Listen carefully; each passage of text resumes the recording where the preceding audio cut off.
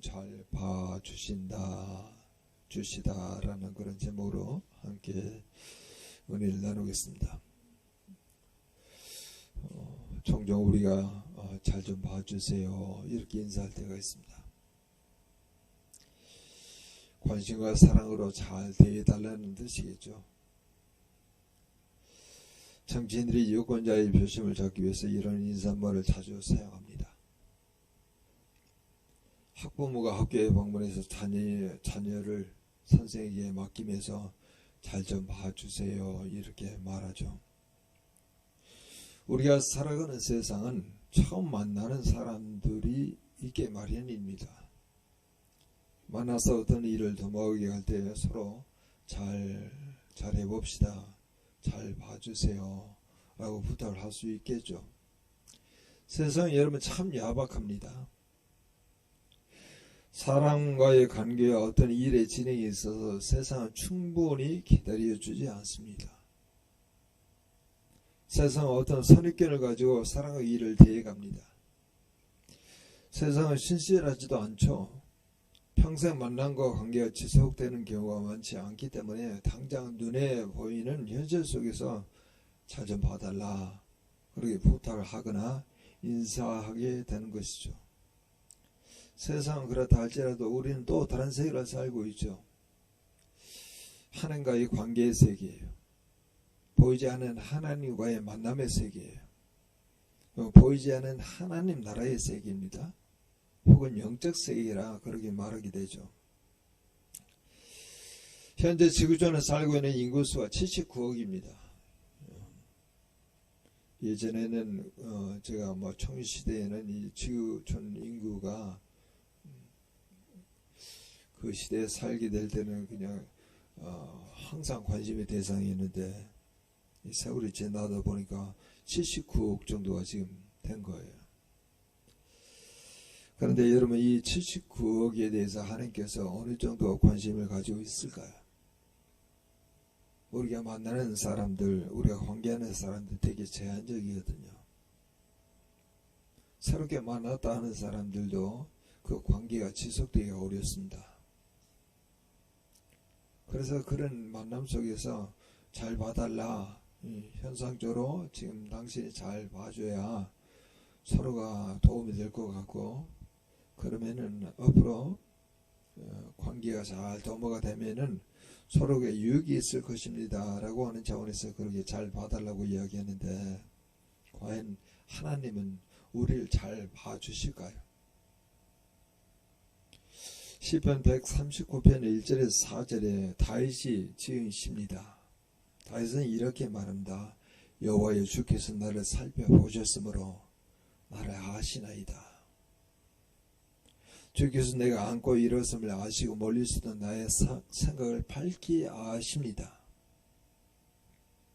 나의 모든 길과 내가 눕는 것을 살펴보셨으므로 나의 모든 행위를 잊게 하십니다. 여호와의 내 혀의 말을 알지 못한 것이 하나도 없으십니다. 하나님께서 다윗에게만 해당되는 말이 아니겠죠. 지금 지구에 살고 있는 79억에 있는 모든 사람들에 대해서 동일하게 말씀하실 수가 있어요. 그분은 전지전능하시잖아요. 영원하신 분이잖아요.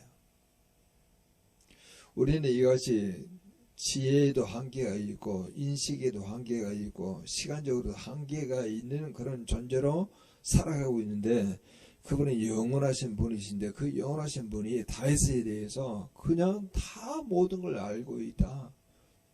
너희 안고 일어섬을 알고 있다. 너희 길과 너희 눕는 걸 내가 보았다. 너희의 생각까지 다 알고 있다. 너희의 말의 혀까지 하나도 알지 못하는 것이 없다.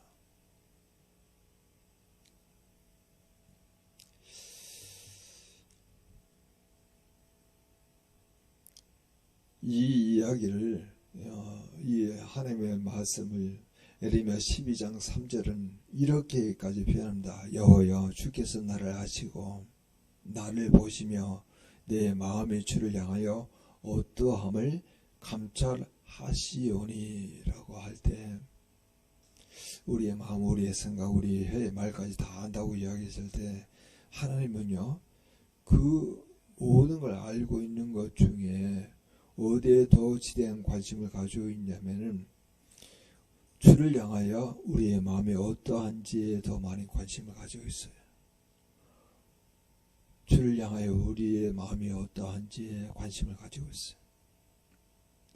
전심으로 하나님께서 우리에 대한 생각, 우리의 마음, 우리의 모든 걸 다 알고 계시지만은 우리가 역으로 주님에 대해서, 그런 주님에 대해서 우리가 어떻게 반응하기를 원하냐 하면은 주를 향하여 우리가 어떤 마음을 가지고 사느냐.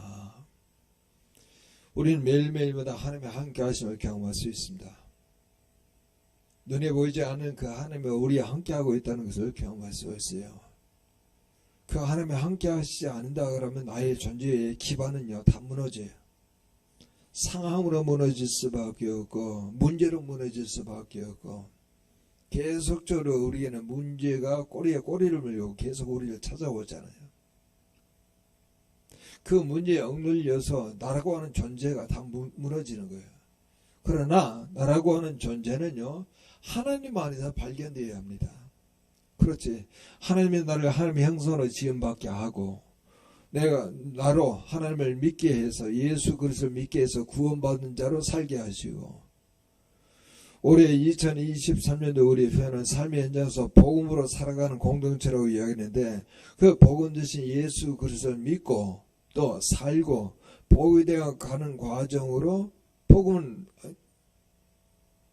바로 예수 그리스도잖아요. 하나님이시잖아요. 그분과 함께하는 삶의 내용들이 우리의 생활 가운데 계속 여실 드러내야 하고 경험되어야 하고 그리고 고백되어야 하고 하나님께 찬양하고 영광을 돌려야 하는 삶을 우리가 마땅히 살아가야 합니다. 주님은 그걸 우리에게 보고 있는 거예요. 물론 우리의 마음도 다 알고 있죠. 우리의 생각도 알고 있죠. 우리의 혀의 말까지도 다 알고 있어요. 우리의 행동도 다 알고 있어요. 근데 가장 주님께서 관심을 두고 있는 것은 우리의 마음이 주님께 어느 정도 향하고 있는지에 관심을 두고 있어요. 그래서 성경 우리가 말하죠. 목숨과 마음과 뜻과 힘을 다하여 내 하나님을 사랑하라. 이러면 이게 점검이 안 된다 그러면은 반드시 그게 확인되지 않으면 나는 세상으로 말미암아 살아가요.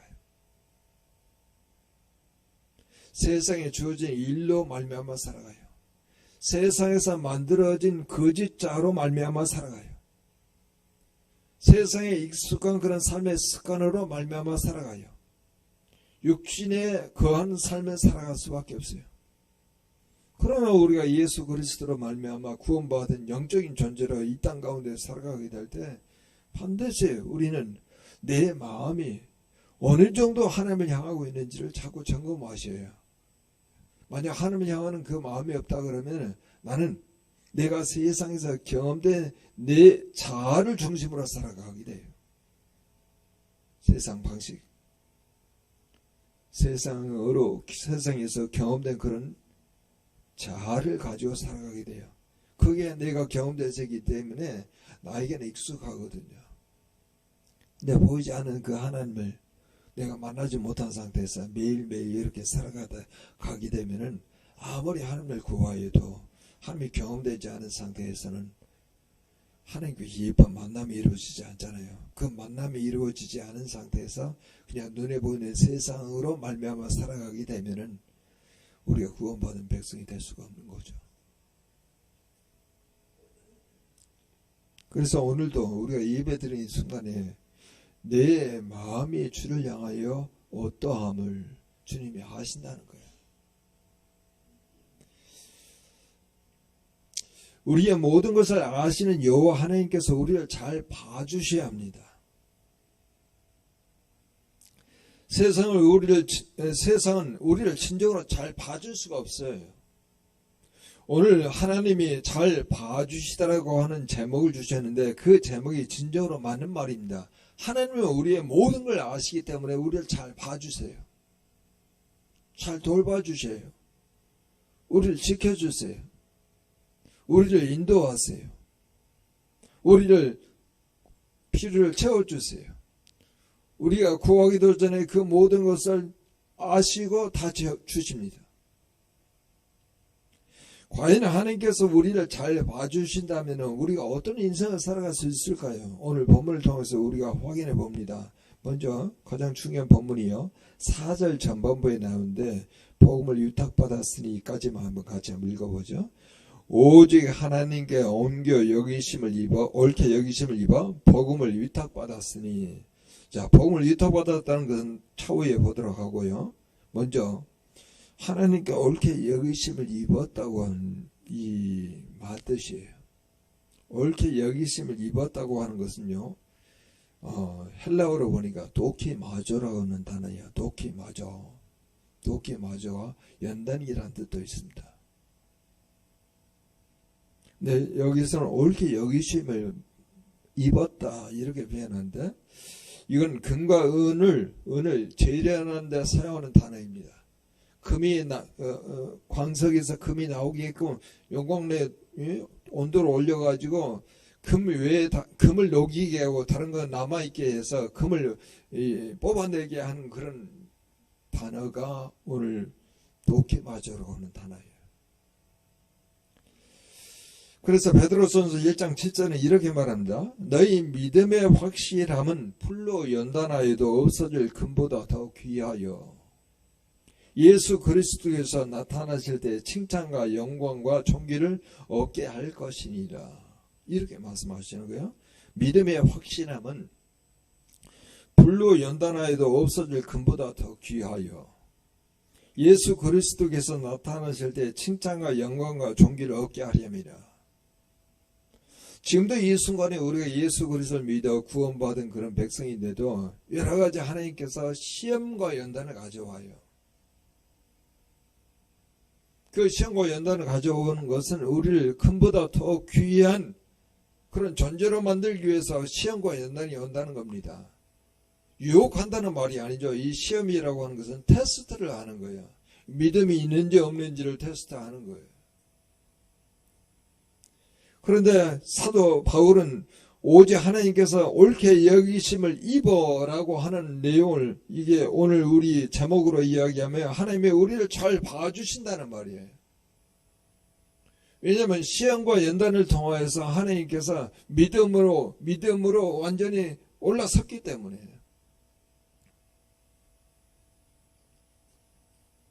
바울은 자신이 하나님으로부터 시험을 받은 후에 합격하여 사도직을 수행하도록 위임되었음을 사도행전 9장에서 강조했습니다. 하나님은 사도 바울을 너무나 잘 알고 계시죠. 많은 시험과 연단의 과정을 통해서 사도직을 수행할 수 있다고 본 거예요. 오늘날 하나님이 너무나 잘 아셔서, 우리를 잘 아셔서 잘 봐주시고 계십니다. 너무나 우리 자신을 잘 알고 계신 하나님께서 우리를 여러 시험과 연단을 통해서 잘 봐주시고 계신다는 거예요. 우리 전인교회에서 이야기하는 것처럼 삶의 현장에서 복음을 살아낼 수 있는 기회를 우리에게 주셨어요. 복음을 읽잖아요. 그럼 복음을 살아낼 수 있어야죠. 그리고 복음이 되어가는 그런 과정을 우리가 구원받은 이후에도 계속 하나님께서 여러 가지 통로를 통해서 이런 기회를 더 많이 만들어낸다는 거예요. 그래서 우리는 일상의 삶을 살아가게 될 때 뭐 돈으로 살아갑니다. 아니면 능력으로 살아갑니다. 힘으로 살아갑니다. 아니면 건강으로 살아갑니다. 이 말을 여러분 빼셔야 해요. 우리는 복음으로 말미암아 살아가는 존재입니다. 복음은요, 예수 그리스도예요. 복음은 하나님의 나라예요. 복음은 말씀이에요. 그래서 우리 전역에서 자꾸 말씀을 강조하는 이유는요, 어떤 본문을 가져온다 하더라도 그 말씀 속에서 어떤 하나님이 오늘 나에게 어떤 메시지를 주었는지를 알고 그걸 살아내는 것을 복음으로 말미암아 산다. 복음을 살아낸다. 이렇게 말하는 거예요. 여러분 계속 하나님의 말씀 묵상하면서 복음을 듣고 있습니까? 복음이 들립니까? 그 메시지거든요. 그걸 살아내야만이 자꾸 믿음에 이르는 그런 과정으로 들어가서 오늘 사도 바울에게 하나님께서 이 사도 바울이 지금 말하는 것처럼 하나님께 옳게 여기심을 입었다 이렇게 표현하는 거예요. 이제 사도직을 수행할 수 있고 복음을 위탁을 받은 자로서 복음의 소지자로서 살아갈 수 있는 자격이 주어졌다 이 말이에요.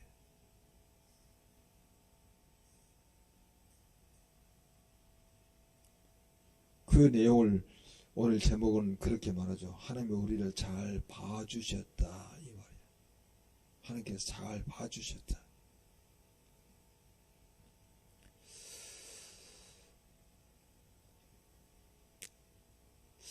하나님은 우리의 생각과 말과 행위를 다 아시는 분이십니다.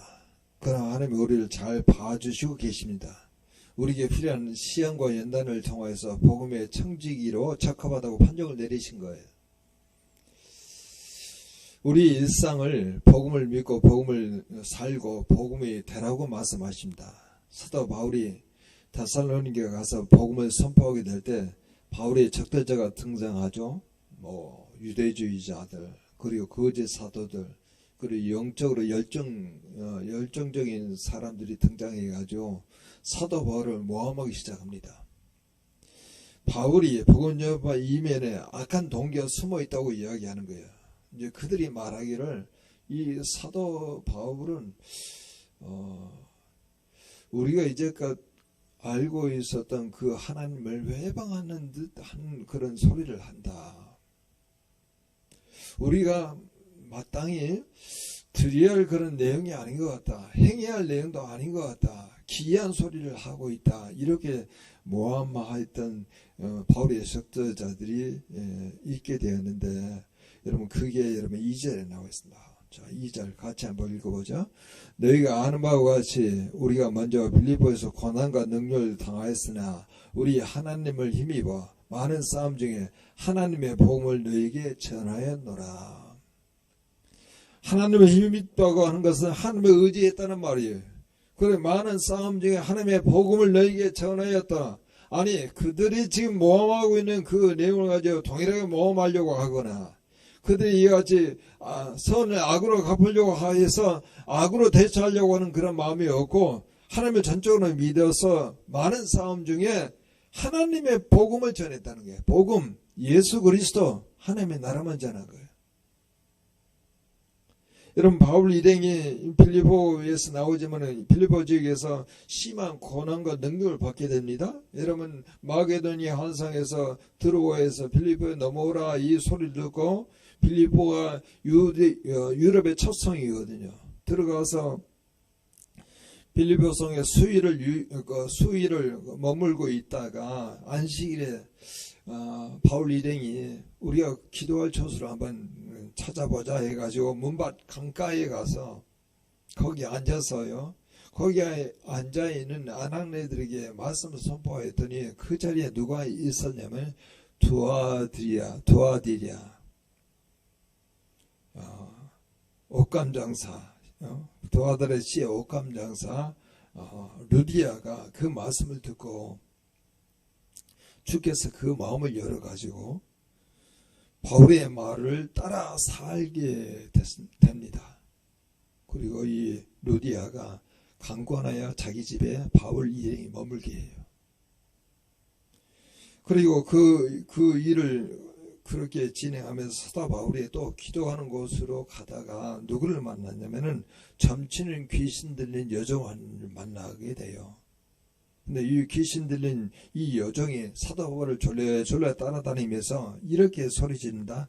이 사람들은 지극히 높은 하나님의 종으로서 구원의 길을 너희에게 전하는 자라. 이렇게 사람들에게 막 선전하는 거예요. 사도 바울이 그 소리를 듣고 심히 괴로워서 그 귀신 들린 여종에게 단도직입적으로 이야기하자. 귀신아 나오라. 그러니까 즉시 귀신이 나옵니다. 근데 그 귀신은 누가 있었냐면은 점치는 귀신의 여종에는 주인이 있었어요. 그래서 그 주인이 이 점치는 여종으로 인해서 많은 이익을 취해야 했는데 이제 이익을 취할 수가 없으니까 이 주인이 그를 이 사도 바울의 일행을 관리에게 끌고 가서 그리고 나중에 상관에게 넘깁니다. 그러면서 이 상관에게 이 사도 바울 일행을 뭐라고 얘기하면 이 성을 요란케 하는 사람이고 우리가 받지도 못하고 행하지도 못할 그런 풍습을 행하는 사람입니다. 그렇게 이야기하니까 사도 바울 일행이 강제로 옷이 벗겨지는 그런 수문을 당하고 체포당하고 그리고 공정한 재판도 없이 매를 맞고 발에 착고가 차이고 그리고 옥에 갇힙니다.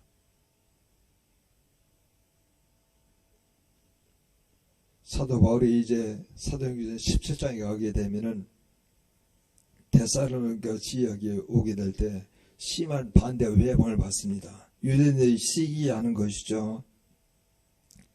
그래서 사도 바울의 일행에 대해서 이렇게 말합니다. 어떤 불량한 사람들을 몰고 다니면서 때를 지어서 소동을 일으킵니다. 그가 야손의 집에 머물러 있습니다. 그리고 야손의 집에 특달같이 찾아가서 사도 바울의 일행을 찾아보려고 그랬는데 이미 도망갔잖아요. 사도 바울이 뭐만 가지고 사는 거예요? 복음으로 구원받았잖아요. 그리고 완전히 복음으로 사로잡혀서 먹는 거 마시는 거 전혀 상관하지 않고 주면은 먹고 안 주면은 굶고 하는 그런 삶의 과정을 거쳐서 복음만 위해서 복음으로 말미암아 살아가는 그런 과정들을 살아가게 될 때 하나님께서 고난을 받지 않게 하거나 아니면 평안하게 하거나 형통하게 하거나 이런 부분이 없어요.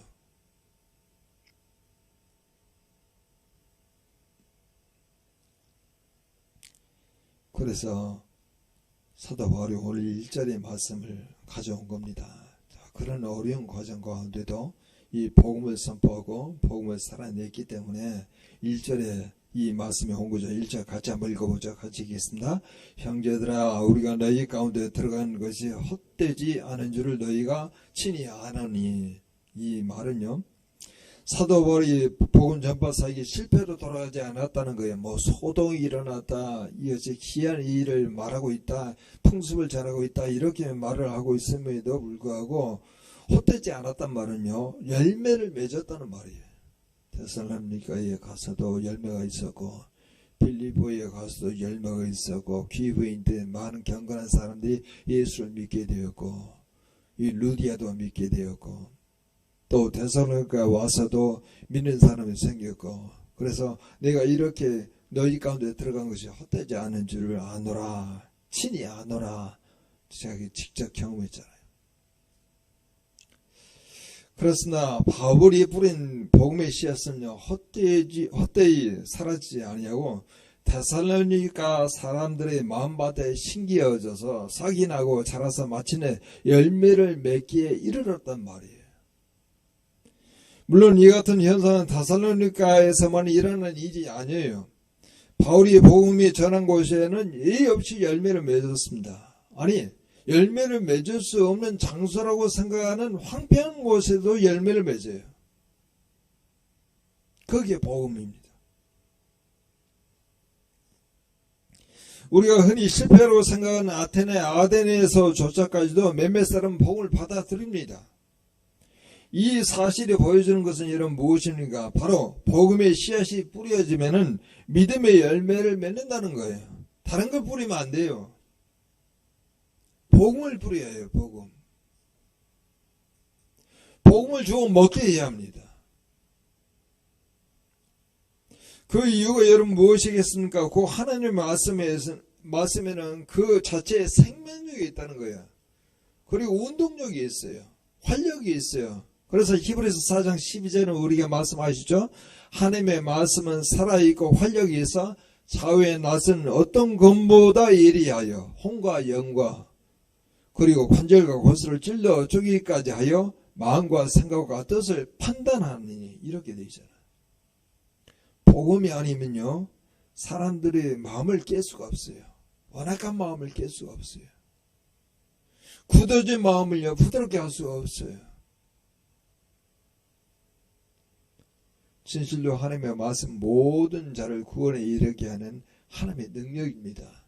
그래서 로마서 1장 16절은 이렇게 이야기죠. 내가 복음을 부끄러워하지 아니하노니 이 복음 모든 믿는 자에게 구원을 주시는 하나님의 능력이 됨이라. 먼저는 유대인에게요, 그리고 헬렌에게로다. 자, 우리는 사도 바울이 자기 자신을 통하여 말한 것처럼 하나님께 옳게 여기심을 받았어요. 하나님께서 우리에게 믿음을 주시고 구원을 받게 하시고 많은 믿음의 연단과 그런 시험을 통하여서 믿음의 장사한 분량에 다다르게 되었을 때 하나님께서는요, 복음을 통째로 사도 바울에게 맡겼어요. 이제 사도 바울은요, 복음의 청지기로 살아가고 있습니다. 복음의 빚진 자로 살아가는 거예요. 여러분, 우리도 동일한 그런 삶의 과정을 살고 있다는 것을 여러분 아시겠죠? 다른 것을 빚진 게 아니고 복음에 빚졌잖아요. 그래서 오직 하면 사도 바울이 이야기하지, 자기가 만나는 모든 사람에게 내가 복음을 줄 뿐만 아니라 내 생명을 기쁘게 준다고 이야기해요. 복음과 생명은요, 같은 내용이에요. 복음으로 인하여 내가 영원한 생명을 취했잖아요. 내가 복음으로 말미암아 죽는다 할지라도 내 생명을 아낌없이 그 사랑하는 자들에게, 그들이 사랑하는 자가 되기 때문에 복음을 증거하고 생명을 주면서 그 복음이 그들 가운데 들어가도록, 그러면 그들도 영원한 생명을 취할 수 있잖아요. 그 정도의 강도를 가지고 복음을 맞이하고 복음의 소유자로, 복음의 청지기로 또 살아가는 거예요. 아무리 핍박이 온다 하더라도, 아무리 수모를 당한다 하더라도, 아무리 고난을 받는다 하더라도, 아무리 고난과 능력을 받는다 하더라도, 오늘 본문에 이렇게 소개되고 있잖아요. 간사함이나 부정함이나 속임수로 하는 게 아니라는 거예요. 다른 사람이 말하는 것처럼 다른 사람을 현혹시켜서 믿음에서 멀어지게 하는 그런 자가 아니라는 거예요. 거짓 사도가 아니죠. 참 사도예요. 자기가 어떤 수수가, 속임수가 있겠습니까? 간사함이 있겠습니까? 부정함이 있겠습니까? 또 그렇게 이야기하기도 하죠. 아첨하는 것도 없어요. 탐심도 없어요. 오로지 뭐만 가지고 있어요? 복음. 오늘 이 순간에 여러분들이 나도 이 복음을 가진 자인가? 하나님께서 나를 옳게 여기심으로 복음을 나에게 맡기셨는가? 우리가 이어지 복음으로 구원받은 자로서 다른 내용이 우리 안에 들어오게 되면 우리 스스로가 오염돼요. 복음으로 구원받았는데 다른 내용이 자꾸 들어와서 그걸 가지고 자꾸 염두에 두고서 기도하게 된다 그러면은 세상 사람들이 구하는 그런 기도의 제목을 가지고 살아간다 그러면은 벌써 나는 복음 위에 다른 내용이 내 안에 들어온 거예요. 거기 우상이잖아요. 거기 우상이잖아요.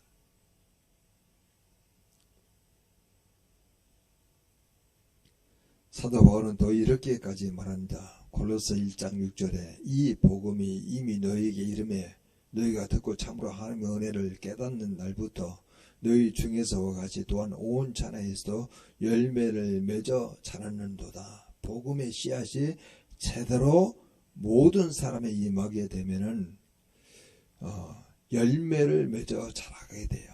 복음에는 반드시 열매를 맺습니다. 왜냐면 그건 살아있잖아요. 거기 운동력이 있잖아요. 우리의 영과 혼을 찔러 쪼개기까지 하나요. 우리의 관절과 호수를 찔러 쪼개기까지 하잖아요. 수술해서 하는 그 내용이 아니야. 영적인 메스가 들어간다는 거예요. 하나님의 아닌 내용에 이어지 우리의 관심을 두고 있는 그 내용을요, 메스를 대가지고 다 이거 쪼갠다는 거예요. 이 복음은요, 오로지 하나님이 아니십니까? 예수님 아니십니까? 예수님 말씀이 육신이 되어 우리 가운데 거하셨잖아요. 말씀이에요. 하나님이세요. 예수님이세요. 성령님이세요. 이 외에 다른 관심을 가지고 살아가게 되면 오염된다니까요. 그 오염된 상태에서 여러분 구하게 되면요, 세상 것을 구하는 거예요. 우리가 구할 수 있는 것은 그의 나라, 그의 나라, 그의 의를 구하라. 그렇게 이야기했잖아요. 복음을 구하는 거예요. 하나님을 구하는 거예요. 성령님을 구하는 거예요. 만약에 그리하면은 그 모든 것을 우리에게 더하신다고 이야기하잖아요. 7절 그리고 8절을 한번 같이 한번 읽어봅니다. 같이 읽겠습니다. 우리는 그리스도의 사도로서 마땅히 권위를 주장할 수 있으나 도리어 너희 가운데 유선한 자가 되어 유모가 자기 자녀를 기른 것 같이 하였으니 우리가 이같이 너희를 사모하여 하나님의 복음뿐만 아니라 우리의 목숨까지 너희에게 주기를 기뻐하면 너희가 우리의 사랑하는 자 됨이라. 복음과 목숨을요 같이 주는 거예요. 네 이웃을 네 몸같이 사랑하라 할 때 여러분 어떤 내용으로 사랑하냐면 복음 그리고 우리의 목숨까지 기쁘게 주는 사랑이에요.